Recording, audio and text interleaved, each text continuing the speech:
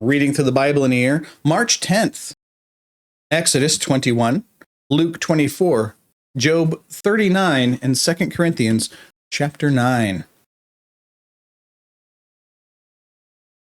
Now, these are the ordinances which you are to set before them. This is God speaking. If you buy a Hebrew slave, again, notes, please read them. It'll help make sense of this. He shall serve for 6... I'd start over, but I'll just cough again anyway, so we're just going to keep going. He shall serve for 6 years, but on the 7th he shall go out as a free man without payment. If he comes alone, he shall go out alone. If he is the husband of a wife, then his wife shall go out with him. If his master gives him a wife, and she bears him sons or daughters, the wife and her children belong to her master, and he shall go out alone. But if the slave plainly says, I love my master, my wife, and my children, I will not go out as a free man, then his master shall bring him to God, and then he shall bring him to the door or the doorpost, and his master shall pierce his ear with an awl, and he shall serve him permanently. If a man sells his daughter as a female slave, she is not to go free as the male slaves do. If she is displeasing in the eyes of her master, who designated her for himself, as a wife, or as a concubine, then he shall let her be redeemed. He does not have authority to sell her to a foreign people because of his unfairness to her. If he designates her for his son, he shall deal with her according to the custom of daughters. If he takes to himself another woman, he may not reduce her food, her clothing, or her conjugal rights. If he will not do these 3 things for her, then she shall go out for nothing, without payment of money. He who strikes a man so that he dies shall surely be put to death. But if he did not lie in wait for him, but God let him fall into his hand, then I will appoint for you a place to which he may flee. If, however, a man acts presumptuously toward his neighbor, so as to kill him craftily, you are to take him even from my altar, that he may die. He who strikes his father or his mother shall surely be put to death. He who kidnaps a man, but whether he sells him or he is found in his possession, shall surely be put to death. He who curses his father or his mother shall surely be put to death. If men have a quarrel, and one strikes the other with a stone or with his fist, and he does not die but remains in bed, if he gets up, walks around on his staff, then he who struck him shall go unpunished. He shall only pay for his loss of time, and shall take care of him until he is completely healed. If a man strikes his male or female slave with a rod, and he dies at his hand, he shall be punished. If, however, he survives a day or two, no vengeance shall be taken, for he is his property. If men struggle with each other, and strike a woman with child so that she gives birth prematurely, yet there is no injury, as in the child lives, he shall surely be fined as the woman's husband may demand of him, and he shall pay as the judges decide.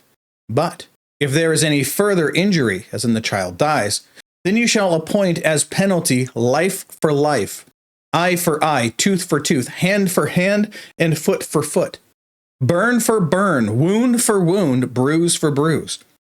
If the man strikes the eye of his male or female slave and destroys it, he shall let him go free on account of his eye.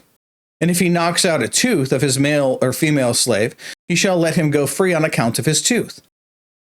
If an ox gores a man or a woman to death, the ox shall surely be stoned, and its flesh shall not be eaten, but the owner of the ox shall go unpunished.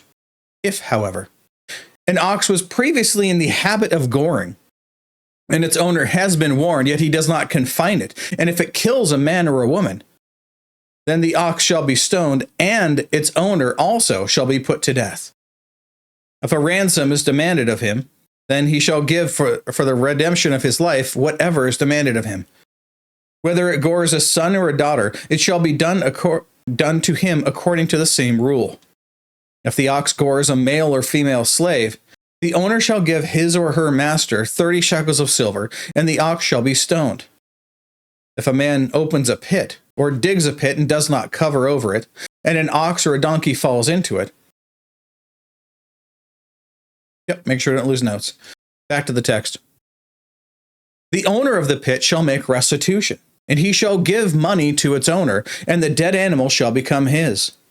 If one man's ox hurts another so that it dies, then they shall sell the live ox and divide its price equally, and they also shall divide the dead ox. Or, if it is known that the ox was previously in the habit of goring, yet its owner has not confined it, he shall surely pay ox for ox, and the dead animal shall become his. Moving on now to Luke 24.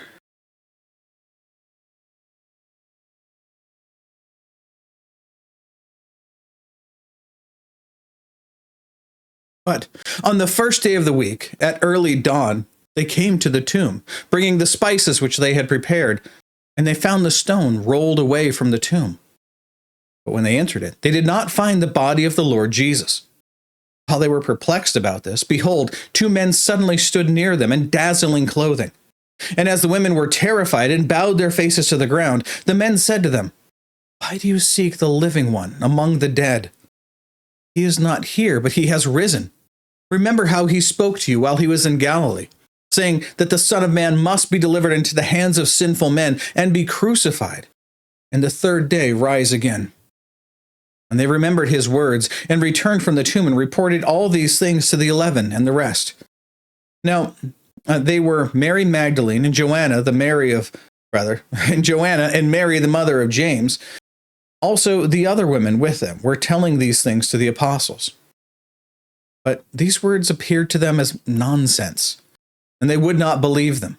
But Peter got up and ran to the tomb. Stooping in, looking in, he saw the linen wrappings only, and he went away to his home, marveling at what had happened. And behold, two of them were going that very day to a village named Emmaus, which was about 7 miles from Jerusalem, about a Sabbath day journey. And they were talking with each other about all these things which had taken place.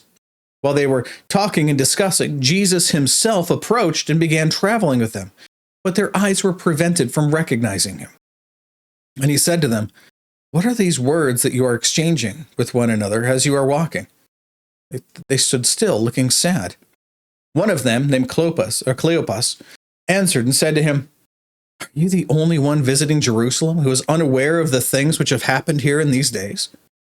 He said to them, "What things?" And they said to him, "The things about Jesus the Nazarene, who was a prophet mighty in deed and word in the sight of God and all the people, and how the chief priests and our rulers delivered him to the sentence of death and crucified him.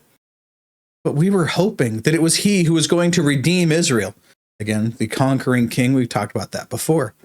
"Indeed, besides all this, it is the third day since these things happened. But also some women among us amazed us when they were at the tomb early in the morning and did not find his body. They came, saying that they had also seen a vision of angels who said that he was alive. Some of those who were with us went to the tomb and found it just exactly as the women also had said, but him they did not see." And he said to them, "O foolish men, and slow of heart to believe in all that the prophets have spoken. Was it not necessary for the Christ to suffer these things and to enter into his glory?" Then, beginning with Moses and with all the prophets, he explained to them the things concerning himself in all the scriptures. And they approached the village where they were going, and he, Jesus, acted as though he were going farther. But they urged him, saying, "Stay with us, for it is getting toward evening, and the day is now nearly over." So he went in to stay with them. When he had reclined at the table, he took the bread and blessed it, and breaking it, began giving it to them. Then their eyes were opened, and they recognized him, and he vanished from their sight. They said to one another, "Were not our hearts burning within us while he was speaking to us on the road, while he was explaining the scriptures to us?" And they got up that very hour and returned to Jerusalem, and found gathered together the 11 and those who were with them, saying, "The Lord really has risen and has appeared to Simon." They began to relate their experiences on the road and how he was recognized by them in the breaking of the bread. While they were telling them these things, he himself stood in their midst and said to them, "Peace be to you." But they were startled and frightened and thought they were seeing a spirit.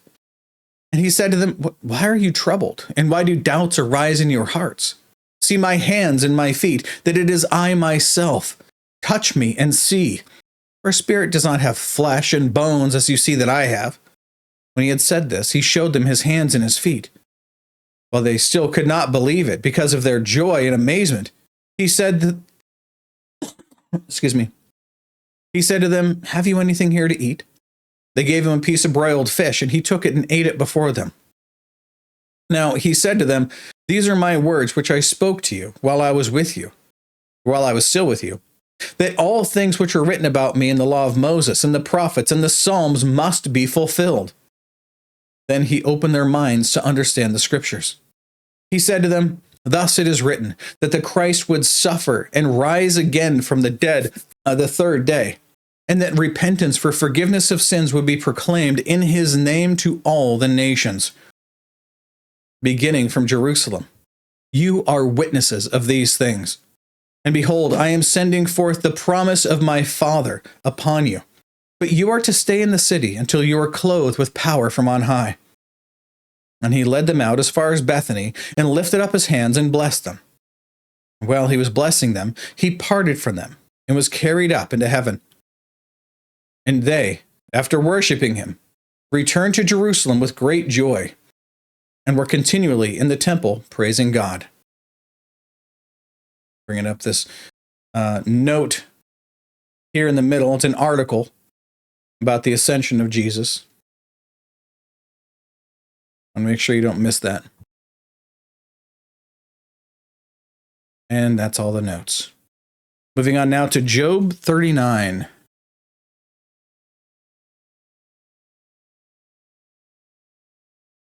God now continues. "Do you know the time the mountain goats give birth? Do you observe the calving of the deer?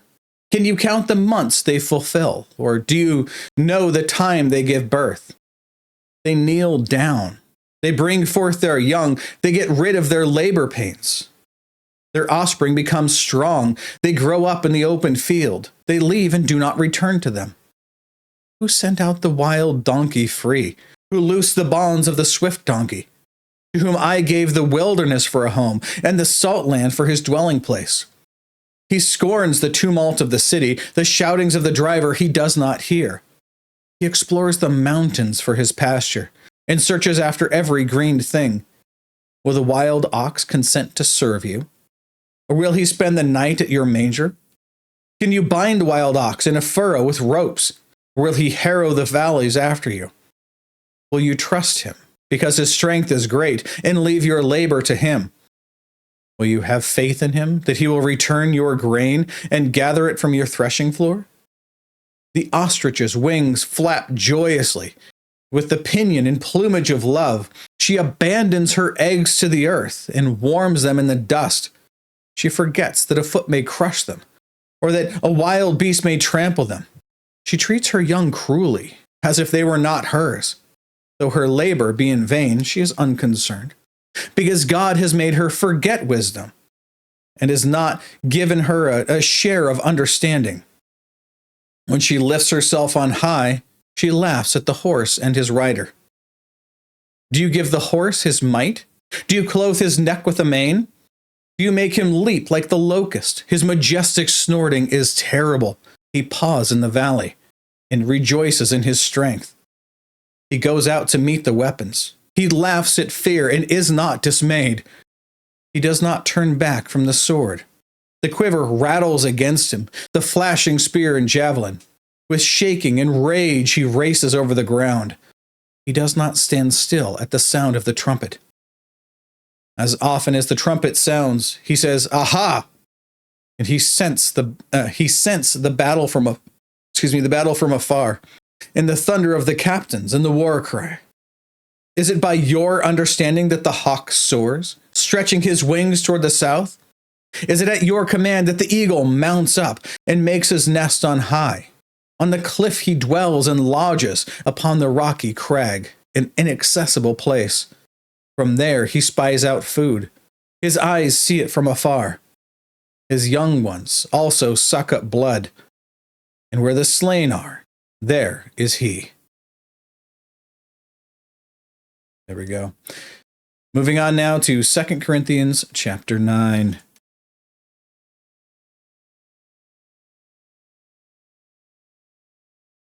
Paul continues, "It is superfluous for me to write to you about this ministry to the saints. For I know your readiness, of which I boast about you to the Macedonians, namely, that Achaia has been prepared since last year, and your zeal has stirred up most of them. But I have sent the brethren, in order that our boasting about you may not be made empty in this case, so that, as I was saying, you may be prepared. Otherwise, if any Macedonians come with me and find you unprepared, we, not to speak of you, will be put to shame by this confidence. So, I thought it necessary to urge the brethren that they would go on ahead to you and arrange beforehand your previously promised bountiful gift, so that the same would be ready as a bountiful gift and not affected by covetousness. Now this I say, he who sows sparingly will also reap sparingly, and he who sows bountifully will also reap bountifully. Each one must do just as he has purposed in his heart, not grudgingly or under compulsion, for God loves a cheerful giver. And God is able to make all grace abound to you, so that always having all sufficiency in everything, you may have an abundance for every good deed, as it is written, He scattered abroad, he gave to the poor, his righteousness endures forever. Now, he who supplies seed to the sower and bread for food will supply and multiply your seed for sowing, and increase the harvest of your righteousness. You will be enriched in everything for all liberality, which, through us, is producing thanksgiving to God. For the ministry of this service is not only fully supplying the needs of the saints, but is also overflowing through many thanksgivings to God. Because of the proof given by this ministry, they will glorify God for your obedience to your confession, of the gospel of Christ, and for the liberality of your contribution to them and to all. While they also, by prayer on your behalf, yearn for you because of the surpassing grace of God in you. Thanks be to God for his indescribable gift." That's it. That's all the reading and all of the notes for today. God willing, we'll be back tomorrow. Behold the word of the Lord.